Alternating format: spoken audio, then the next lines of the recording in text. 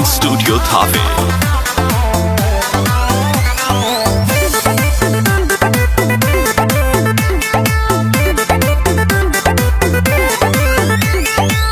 ऐसे न तू धमकावो हमरा के तू न डरवावो।